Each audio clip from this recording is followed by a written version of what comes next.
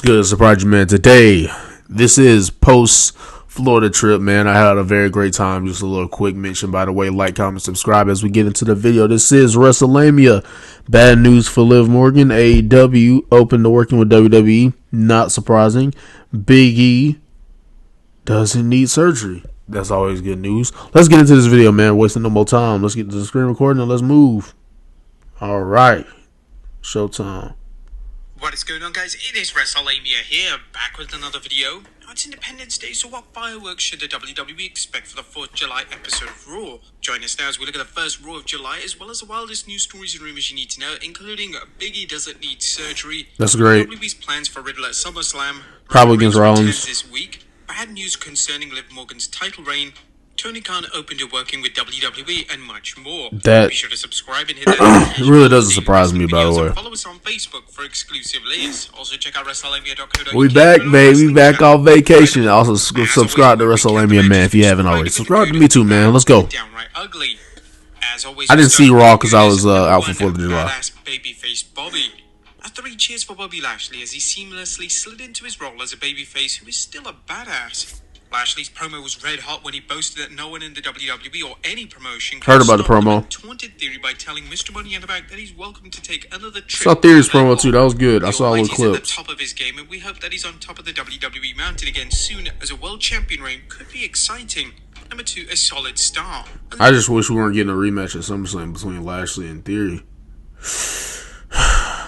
That's not right. WWE wasted no time building Liv Morgan up following her incredible Money in the Bank. Because it's almost at a certain point with the rematches, it's almost like, what are people going to buy into the show? Because I know they're struggling to sell tickets with SummerSlam too. They did this with Money in the Bank. But to me, I'm like, it's the reason why you can't sell it out is because a lot of the card is already rematches, so you can't, it's hard to sell out an arena because it's like you have to, this is what I mean by having a good story, you have to sell people on wanting to see the match again. So when you don't have anything, people don't feel the need to see it again. If you don't give them nothing, they're not giving you nothing. They're not paying for the ticket. Successful cash in against Ronda Rousey. Morgan has been a familiar face on Raw, so it makes sense to hype her win on the red brand while the WWE. I've been hearing criticisms already about Liv. I think it was like she cut a promo on Raw.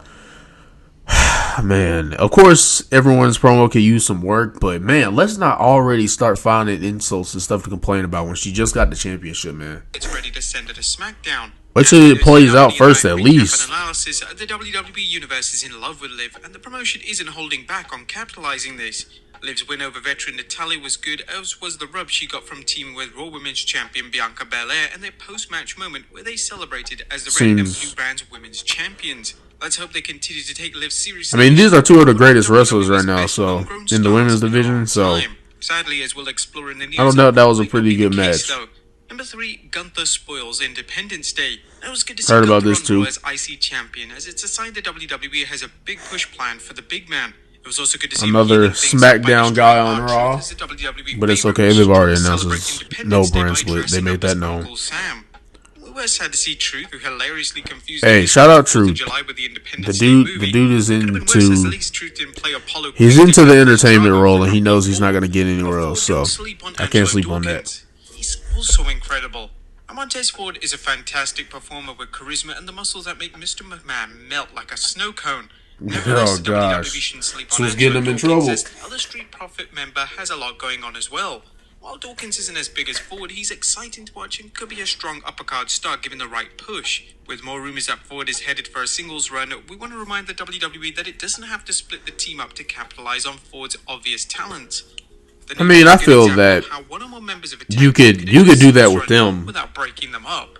And number 5, a great finish. Because I don't want anyone to fall by the wayside, like with them breaking up. But at the same time, when you see a star in the group, which I feel is Montez, when you see a star in the group, you capitalize on it, man. So, like with Nation of Domination, like they ended up breaking up because they were just stars in their own right. So, man, I feel like when you see that someone's the guy, or like you see the potential at least in that they can work on themselves, man, go with it.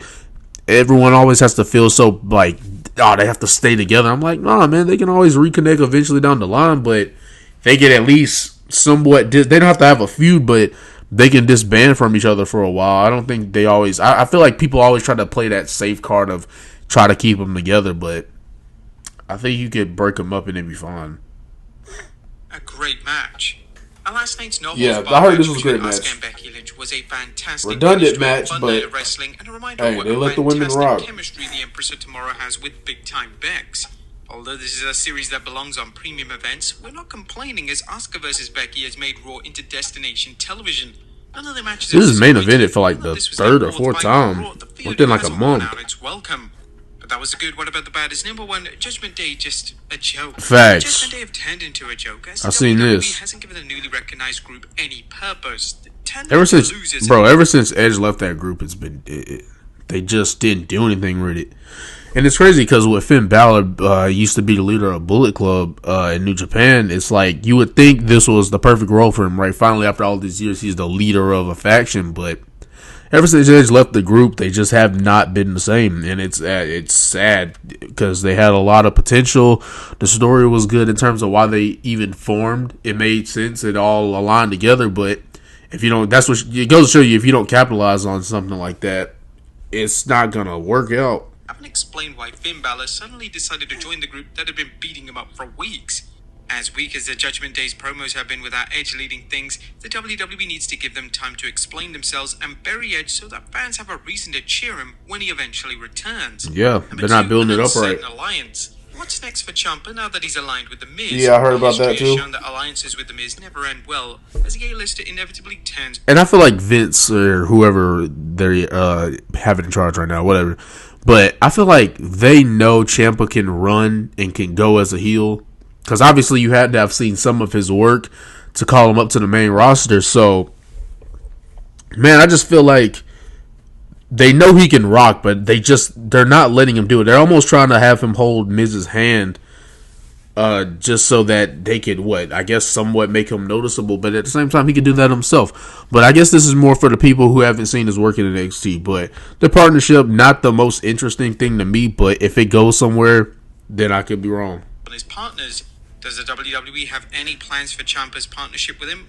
Well, on paper, it's probably one of the not. Oddest alliances in recent memory, but sometimes a clash of styles, well, not to be confused with the Styles Clash, can actually work. And we're not confident as Ciampa has been wandering aimlessly since his main roster call-up, and we have a feeling his main role is going to be to do the JOB for Logan Paul once The Miz decides to make Logan's WWE career miserable. That was nothing downright ugly, as the Independence Day edition of the Red Brown was a fun holiday-themed episode that did more than fill time. SummerSlam isn't too far off, and the WWE is already building up for the biggest party of the summer, which should be an exciting show. Which should not be rematches. Holding the Money in the Bank briefcase. What you guys think of Raw last night? Let us know in the comments down below. Yeah, I didn't watch it, so I didn't. I can't make a fair judgment. It probably was bad, most likely. Our first story looks like great news for Big E. Atop of the news today is fantastic news concerning Big E, as the beloved New Day star tweeted an update to his injury. Update: my C1 isn't ossifying, forming bone quite yet. The current plan is to get more scans at the 1 year mark and see how it's progressing. The great news is I feel tremendous and surgery is off the table. It's always great to hear, man. To his C1 and C6 vertebrae earlier this year, leading to because I know C1's a serious injury, so shout out to him, man. Most fans seem glad that Big E's up and about and recovering from an injury that could have paralyzed or even taken his life. Man, that's a nasty spot, WWE man. SummerSlam plans for Riddle. Now, if you're wondering what WWE has planned for Riddle at SummerSlam after the Ultimate Bro came short during his attempt to win the Money in the Bank briefcase, well, by now you've already have an inkling based on Riddle's recent interactions with Seth Rollins, but if not, some comments from Dave Meltzer should clue you in. So it's probable that it'll be Riddle versus Seth Rollins at SummerSlam. If they end up doing Riddle versus Rollins at SummerSlam, Rollins is winning that match, or you should. Because I get it, it's one of those things where, you can roll with it and go where the iron's hot, man, strike where the iron's hot, and have Riddle ruin it.